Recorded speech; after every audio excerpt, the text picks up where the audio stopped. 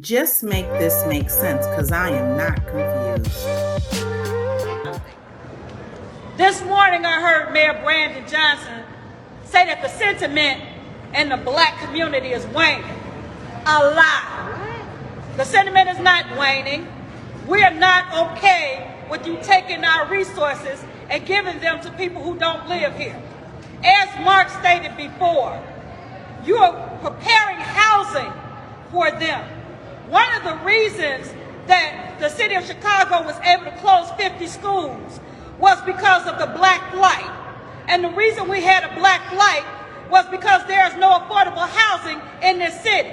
It is because the city of Chicago shut down the voucher system so that blacks who needed to get affordable housing could not. So they had no choice but to flee to other states. But now you found money for the migrants. That's right. We're calling foul. And then another thing you said was that the faith-based leaders were helping to bring around the sentiment. We haven't paid attention to faith-based leaders since Dr. Martin Luther King. And guess what? We're not listening to them now. We understand that they are bought and paid for.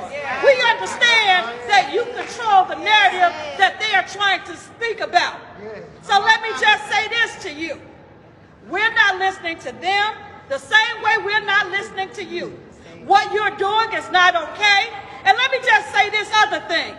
Emerson Park is still closed. And our mayor has decided that because we didn't support migrants coming to our park, we just ain't gonna have a park. I call foul, Mayor. You love to stand around and talk about how you're a black man. That's all you are, is a black man. And we know that all black folks ain't skin folks.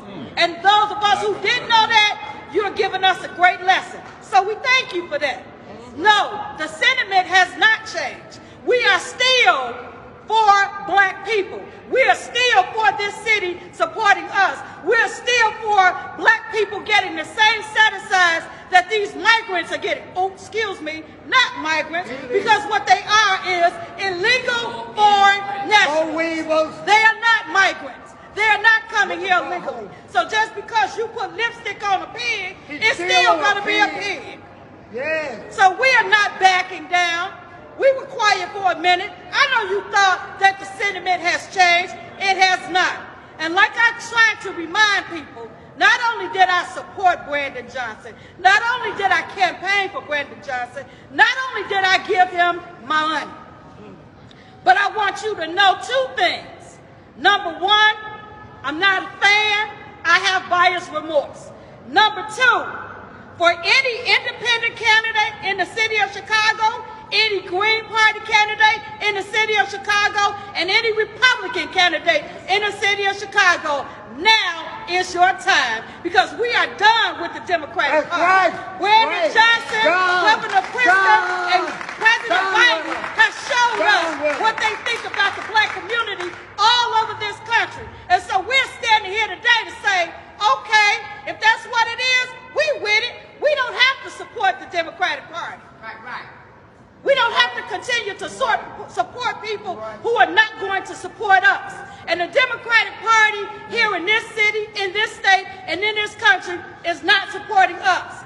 You got the Republicans on one side and the Democrats on the other side. Guess what? They are part of the same bird. That's right, with two wings. So it doesn't matter anymore which party we go with.